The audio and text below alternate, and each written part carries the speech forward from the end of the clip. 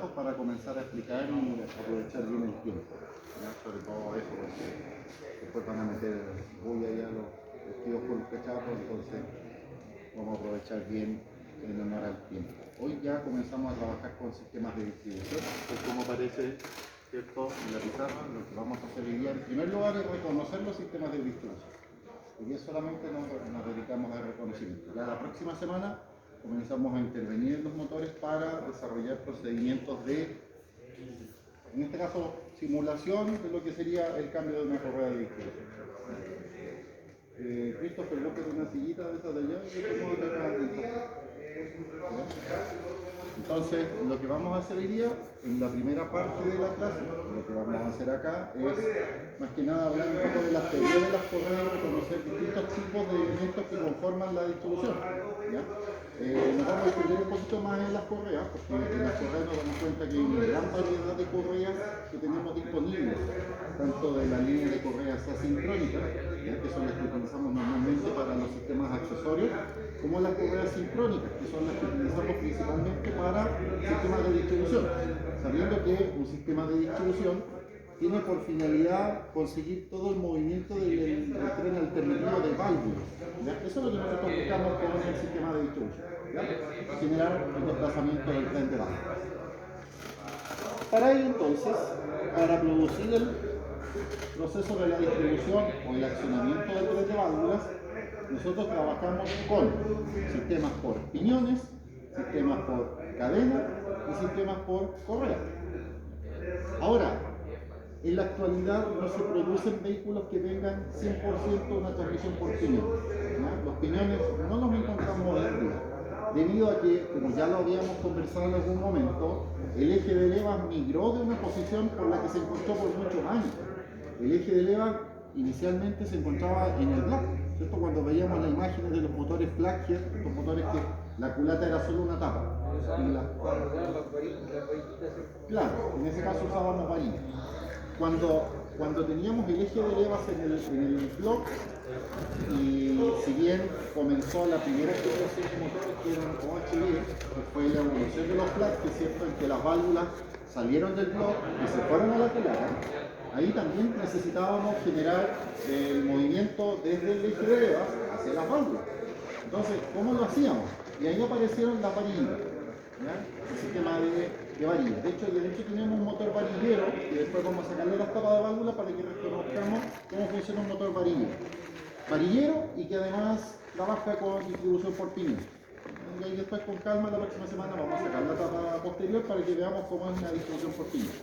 Porque igual hay unos puntos interesantes que tomar en cuenta con respecto a la tecnología de lo que era el sistema de distribución por piñón, ¿ya? Que si bien, vuelvo a repetir, hoy en día está obsoleto, ¿ya?, porque la mayoría de los vehículos cuentan o con cadena o con correa, que dentro de la evolución de los sistemas se ha generado, siento yo, un retroceso, porque de la distribución por cadena se pasó a la distribución por correa.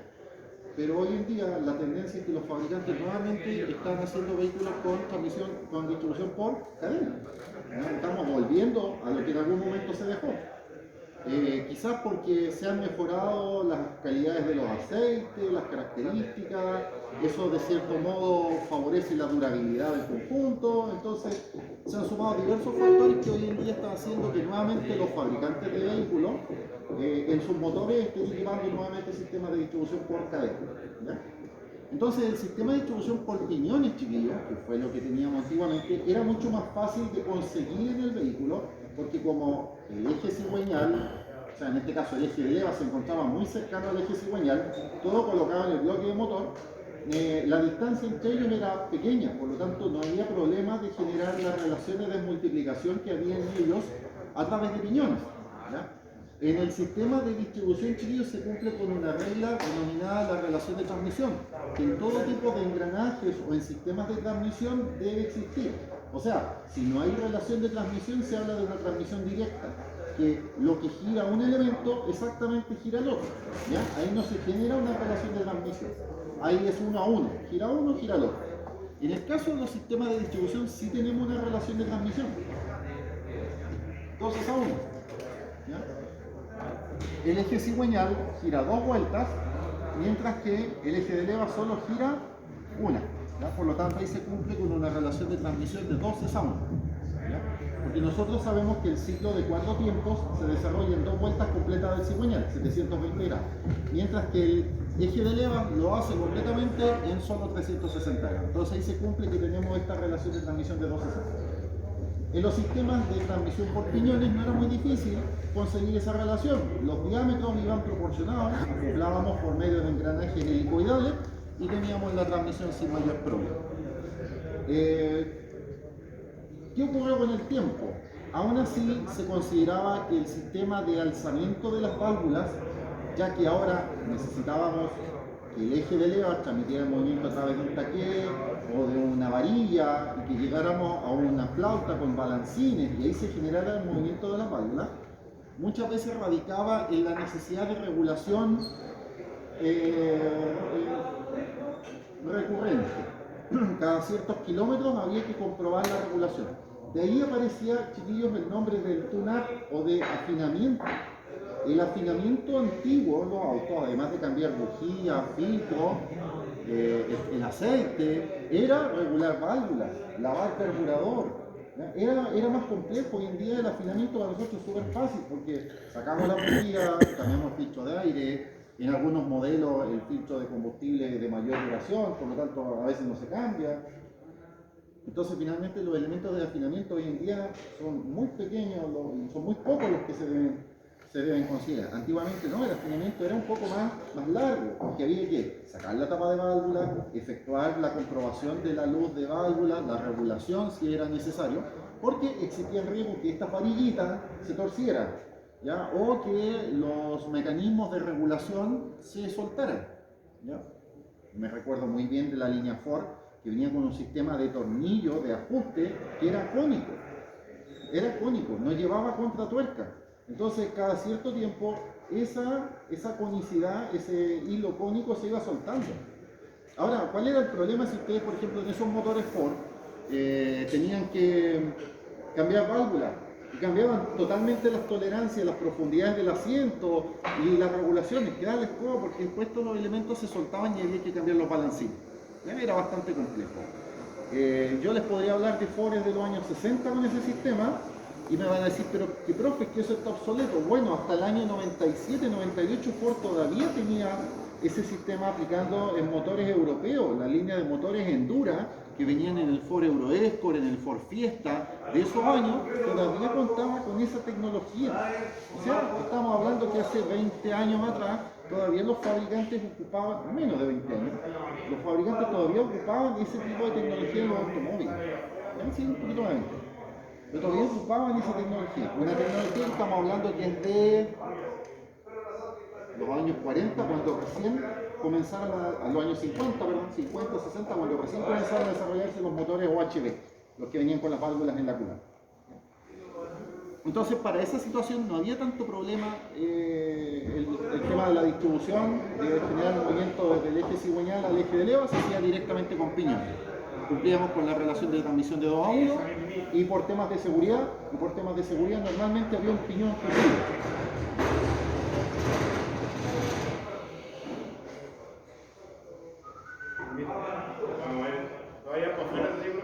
¿Pero se lo pediste a Morayita?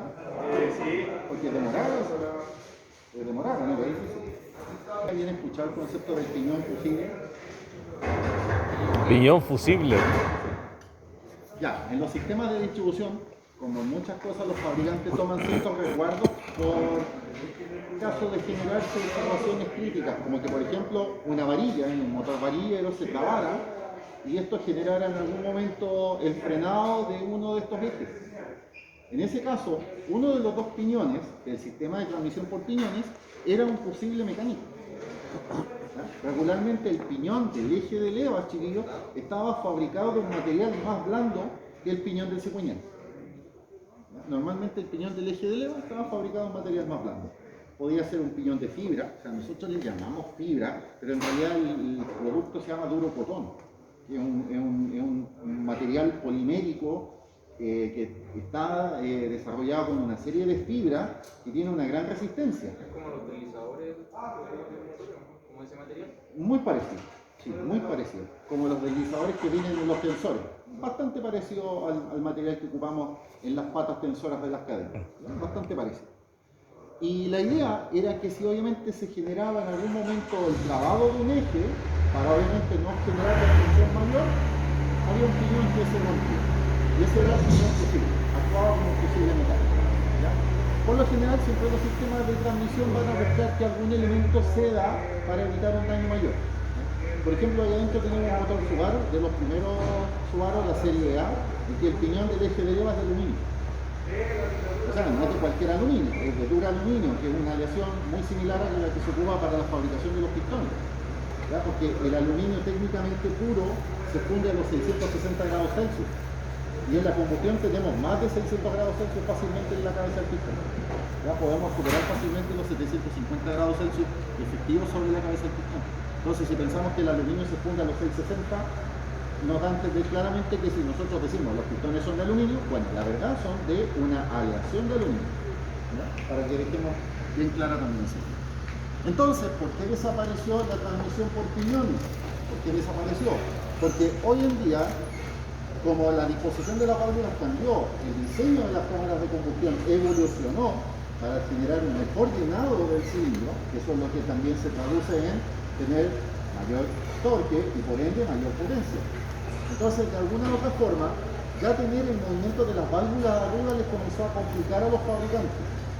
Y luego de eso, el eje de levas también migró desde el block y subió a la culata, llegando a la designación OHC, que es la que conservamos hasta el sol del día de hoy, ¿cierto?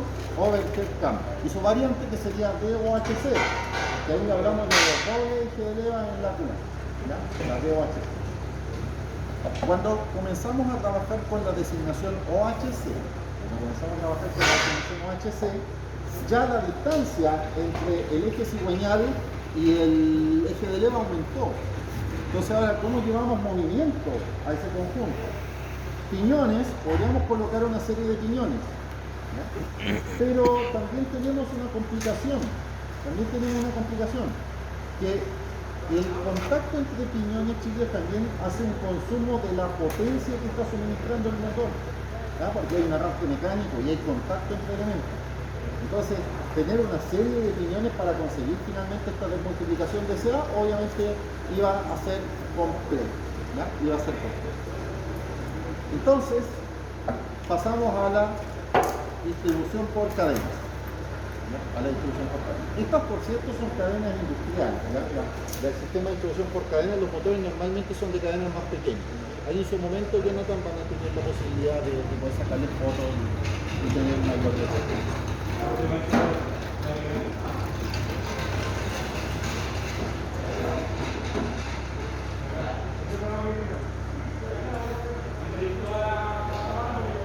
Bueno, y esta sería la configuración típica de un piñón o catalina utilizado en una transmisión por cadena. Piñón o catalina, ese es el nombre que normalmente le damos a este conjunto. ¿Ya? Nosotros vulgarmente le seguimos llamando piñones, ¿ya? Pero uno de los nombres técnicos que se utiliza para esta estructura es catalina. ¿Ya? Perfecto. El arrastre por cadena tiene mayores ventajas en relación a la transmisión o arrastre por piñón, porque en primer lugar podemos conseguir transmitir movimiento a una distancia considerable, ¿ya? Cosa que no podíamos hacer por piñones, porque por piñones, ¿qué tendríamos que haber hecho para poder llevar el movimiento a mayor distancia? Colocar piñones intermedios, y eso sobre el motor trae una pérdida de potencia, ¿ya? Rendimiento mecánico, que en algún momento yo les había comentado el concepto de rendimiento mecánico, ese se ve disminuido en el caso del motor. Entonces, por lo mismo, para no tener este problema, podemos utilizar cadenas. Y las cadenas, como ya les había mencionado, tienen la ventaja de que se puede transmitir movimiento a mayor distancia. Ahora, es necesario tensar las cadenas. Las cadenas, por defecto, para su funcionamiento, necesitamos tener un control de la tensión que se va a ejercer sobre la cadena. Por lo tanto, aquí aparece ya el concepto de los tensores, ¿ya?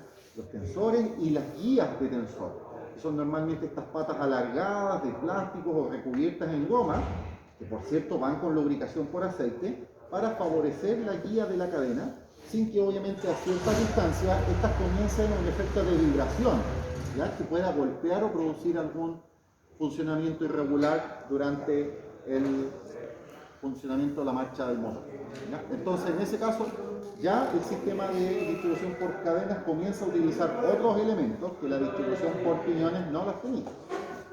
Aparecen otros elementos. Dentro de las cadenas nosotros encontramos cadenas de hilera simple. Esta sería un tipo de cadena de una hilera, ¿ya? De una hilera. Y este sería un tipo de cadena de doble hilera, ¿ya?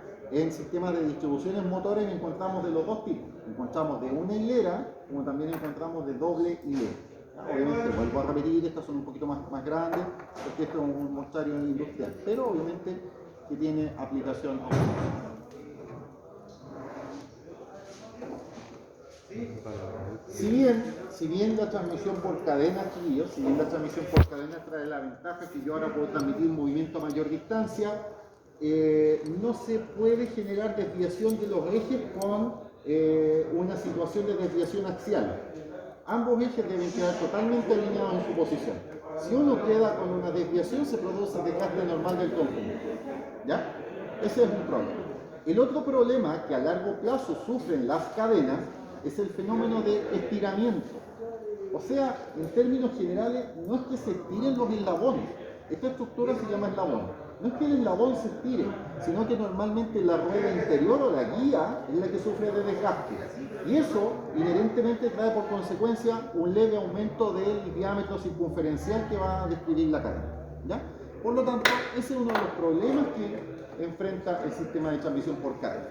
Por eso los automóviles, para compensar eso, hoy en día cuentan con tensores hidráulicos, o sea, son tensores autoajustables. ¿Qué tal? Si pilla nota chiquita por ahí, si quieres lo dejas enfocando aquí, y aquí yo les voy a estar mostrando las numeraciones de las correas y ahí todos quedan con otros. Hey, chiquillos, cuando vayan pasando estas correas por sus manos, saquenle foto a las numeraciones. Porque este mostrario es el que tiene la normalización más correcta de las correas, ¿ya? Entonces, bueno, ese es dentro de todo un pequeño detalle que tienen las cadenas. Ahora, debemos destacar que la vida útil de un tren de distribución por cadenas es medianamente alto. Su vida útil es medianamente alta. ¿Hay algunos factores que influyen obviamente en la vida útil de una cadena? Por supuesto. El periodo de mantenimiento que se haga en el aceite, la calidad el correcto funcionamiento del sistema de lubricación son algunos de los factores que influyen en el correcto funcionamiento de la distribución por cadenas, ¿ya? Por cierto, la distribución por cadena genera menor arrastre mecánico que lo que hace la distribución por piñones, pese a que se trabaja regularmente en la distribución por piñones con piñones helicoidales, que en relación a los piñones rectos, el consumo de potencia, por decirlo de esa forma, ¿cierto?, en relación a los engranajes rectos es menor, ¿cierto?, en el piñón helicoidal, pero acá, obviamente, como también trabajamos, ¿cierto?, con una tensión autoajustable en el proceso, obviamente la carga que se genera sobre el motor no es tan considerable. Bueno, los fabricantes en algún momento de la vida dijeron, pero necesitamos todavía un sistema que reduzca el ruido, porque muchas veces la crítica que se hace al sistema por cadenas es el ruido que se puede producir, porque hay contactos mecánicos, pese a que esto trabaja lubricado con el aceite del motor, un sistema más sencillo y de más facilidad de mantenimiento. Y bueno, y así en ese camino aparecieron las correas, ¿ya? Pero si nos damos cuenta, hoy en día estamos cambiando de nuevo.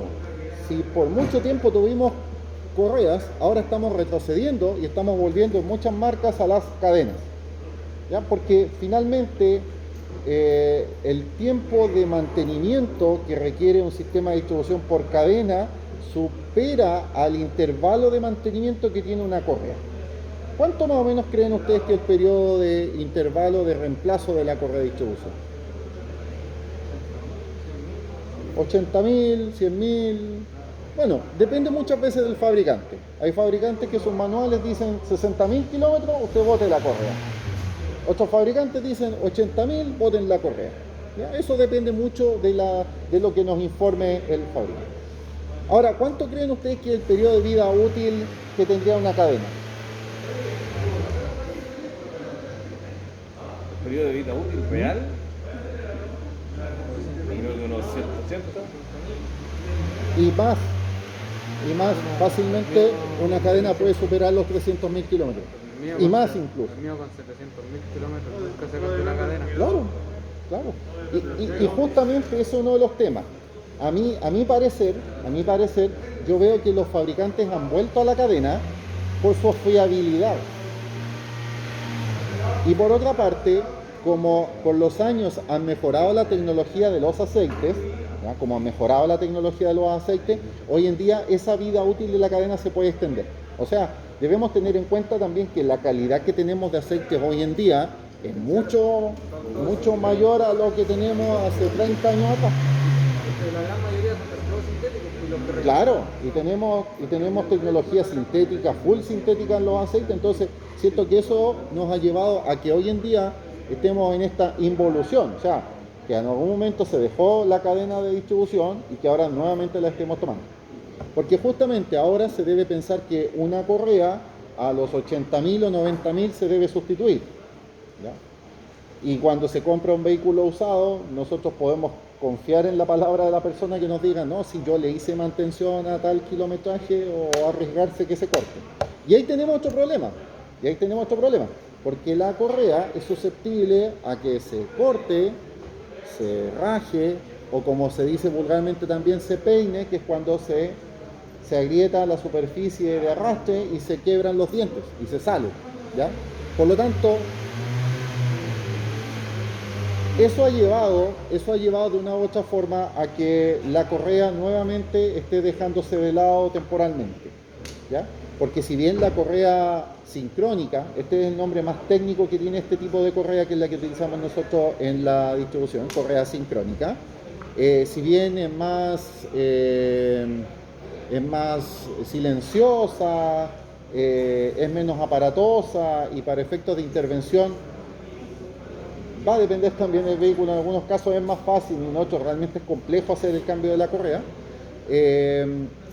Tiene el tema de la limitación de su vida útil. La vida útil es normalmente la gran limitación que tenemos sobre la correa.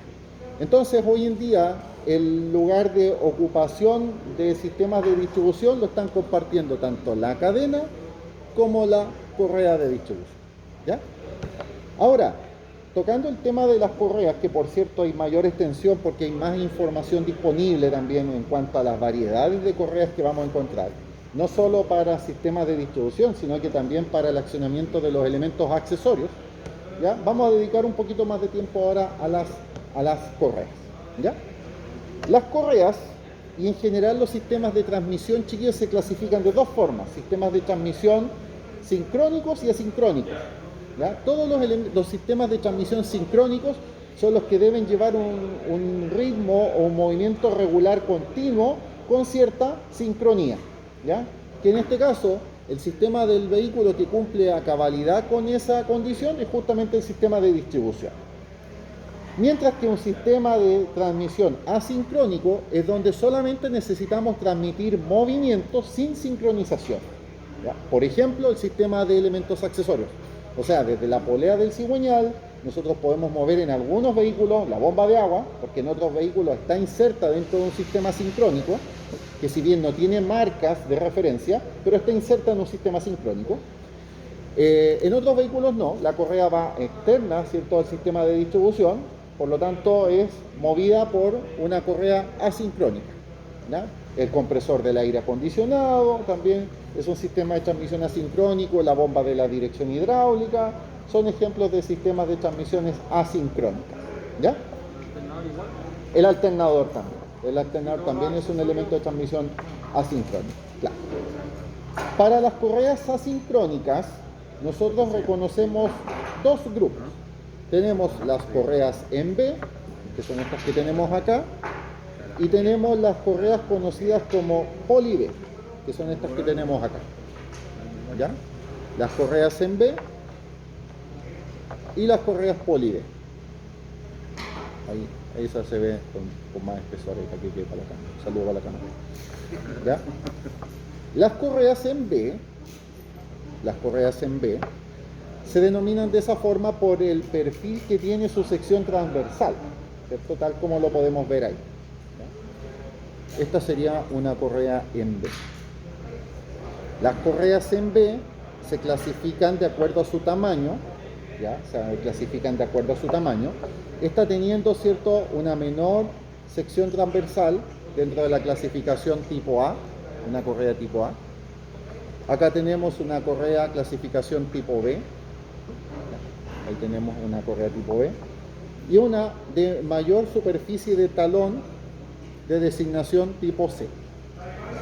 Básicamente lo que cambia entre una correa tipo A, tipo B, tipo C es la superficie de contacto que va a tener para el arrastre con la polea. ¿Ya?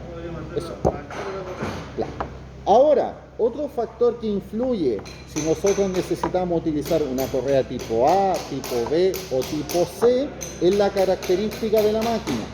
O sea, existe una tabla para poder hacer el cálculo del factor de servicio de la máquina. O sea, la verdad, para poder clasificar estas correas o determinar en su aplicación si nosotros vamos a necesitar una correa en B tipo A, B o C, nosotros necesitamos saber muchos factores. Primero, el tipo de máquina sobre el que se va a ocupar. Una máquina de régimen continuo, una máquina de régimen variable o una máquina de régimen intenso. ¿Ya? Eso va a definir un factor que nosotros tenemos que sacar de una tabla para llevarlo a una fórmula. Después necesitamos saber el diámetro de las poleas que vamos a utilizar, ¿ya? Y en base a ese diámetro, al tipo de servicio con el que va a estar inserto la correa y un factor de carga que se considera de acuerdo al tipo de máquina, en este caso el rango de potencia con el que funciona la máquina, eso nos va a llevar a una tabla. Y esa tabla a nosotros nos va a indicar con el valor que obtenemos si necesitamos utilizar una correa tipo A, tipo B o tipo C. ¿Ya? Esa tabla se denomina nomograma de paso de correas. ¿Ya? Ese es el nombre que recibe esa tabla, nomograma de paso de correas. Y ese nomograma es el que a nosotros nos va a indicar, de acuerdo a la aplicación, si nosotros necesitamos una correa tipo A, tipo B o tipo C. ¿Ya? Normalmente en vehículos ligeros, de acuerdo al servicio del motor, utilizamos regularmente correas tipo A, tipo B. En aplicaciones más severas, considerando, ¿cierto?, las cargas a las que se ve sometida, ¿cierto?, el nivel de torque y potencia que suministra un motor a diésel, en el caso de camiones, normalmente podemos encontrar hasta